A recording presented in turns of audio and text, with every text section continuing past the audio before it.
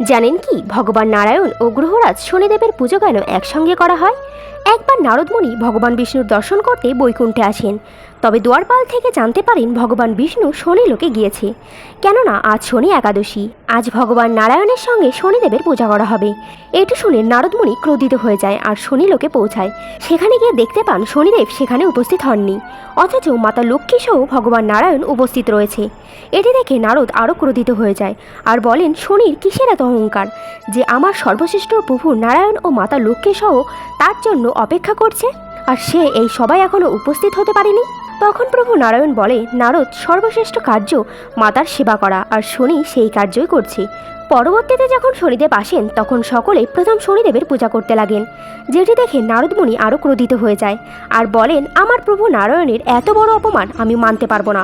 তখন জানতে চান কেন শনিদেবের সঙ্গে নারায়ণের পুজো করা হয়, আর শনিদেবের অহংকার চূর্ণ করবে বলে সে প্রতিজ্ঞা করে। তখন হনুমানের কাছে নারদমুনি সাহায্য চাইতে চান। তখন হনুমান নারদমুনিকে বলেন, আপনার হাজার হাজার বছরের তপস্যার কারণে আপনার জ্ঞাত হয়নি।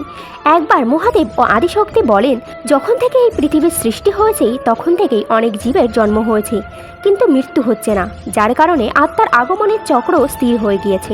এই কারণেই আমরা প্রাণীর মৃত্যুর বিধান বানিয়েছি, আর ব্রহ্মাদেব জন্মের পূর্বেই তার আয়ু নির্ধারিত করে দেবেন।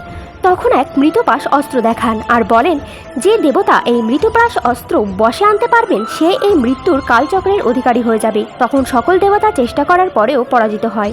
সবশেষে যমদেব ও শনিদেব আসেন এবং সেই মৃতপাশ চক্রকে বশ করেন। তখন মহাদেব তাদের দুজনের জন্য আরেকটি পরীক্ষা দেন।